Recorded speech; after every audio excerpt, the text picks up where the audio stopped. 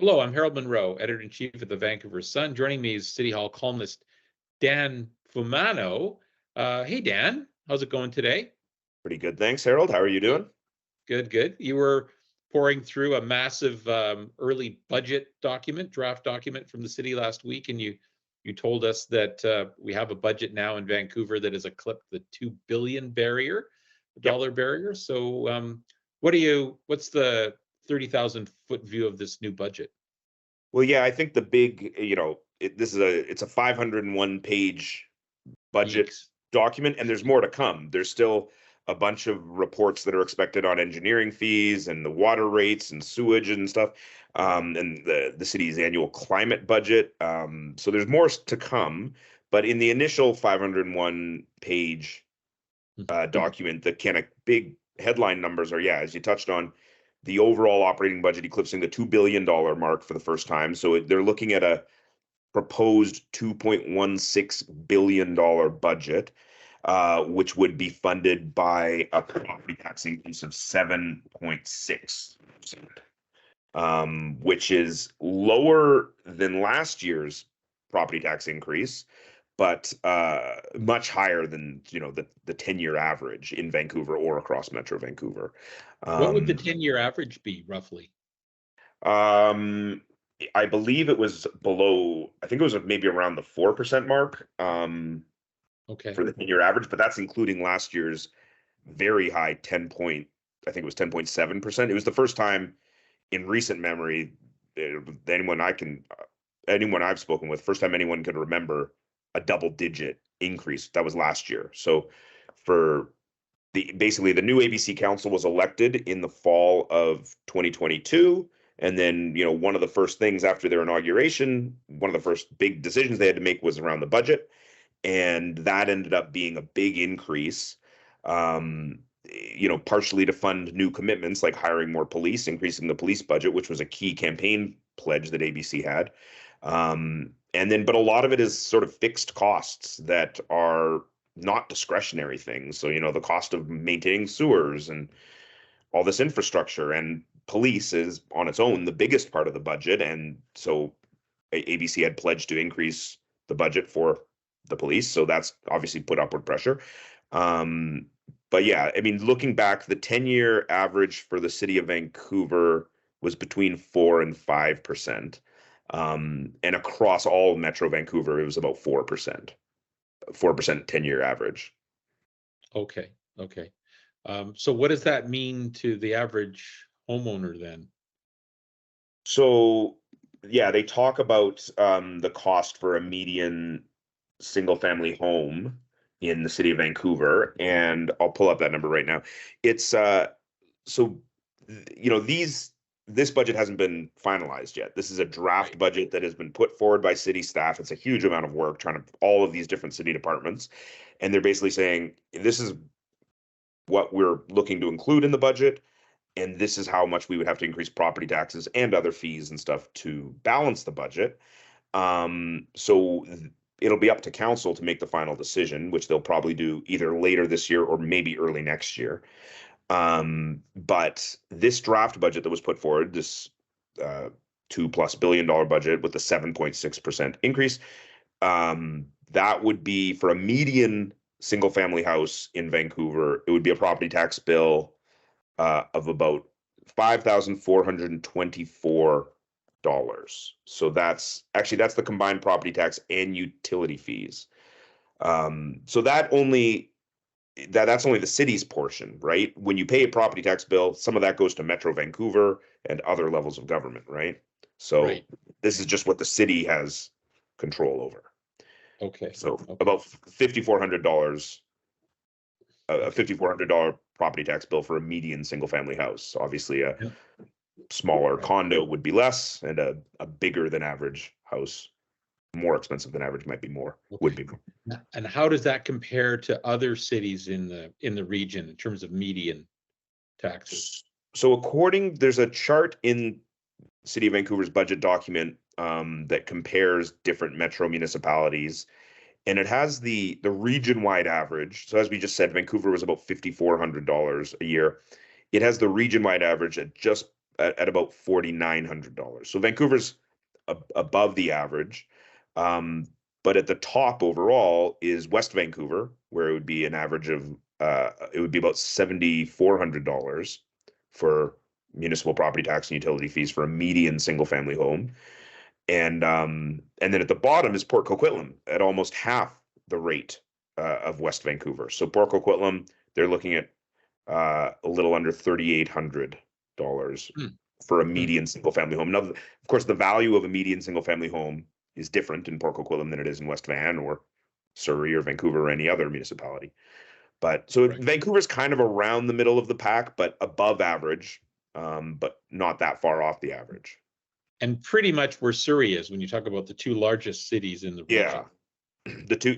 Surrey is almost right at the same level in Vancouver here. It's so Vancouver was 5,424. Surrey was $5,456.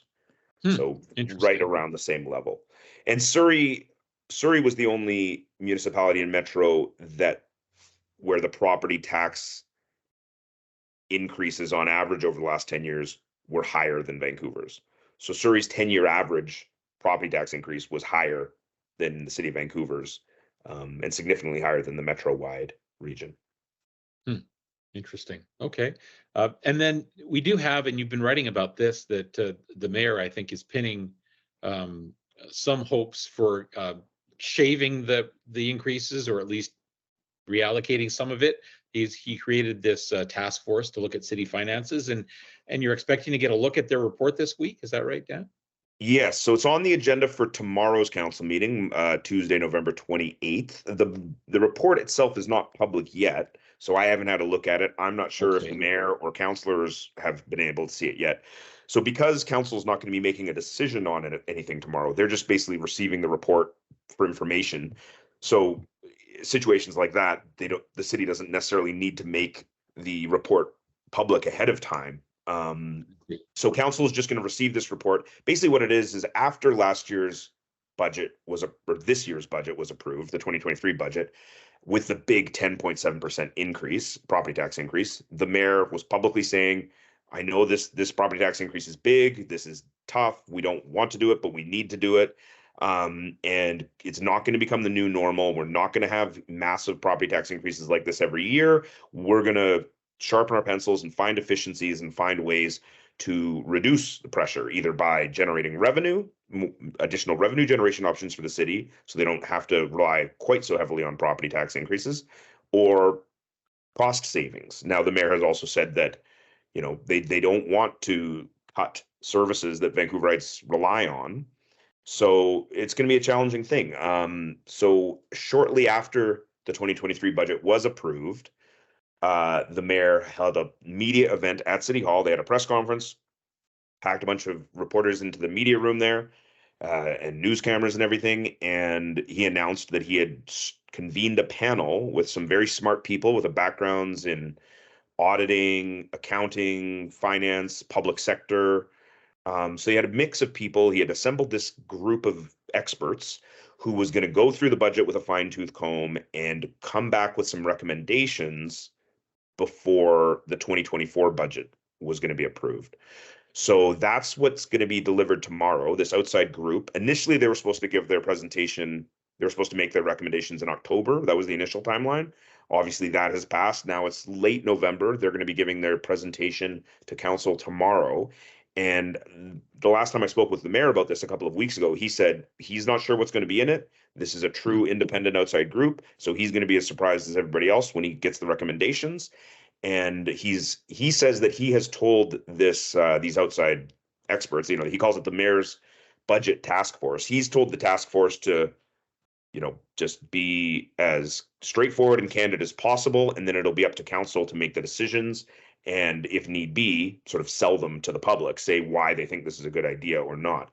So the task force will just be making its recommendations, and council is not going to make any decision one way or the other tomorrow. They're just going to take that and use that to inform their later budget decisions. So they've got a special meeting next week to deal with the budget. And this is the thing they have every year, where different departments from the city will come up and sort of make their case to city council for why their budget, why their department is using the money efficiently, and why they, in most cases, would like more money.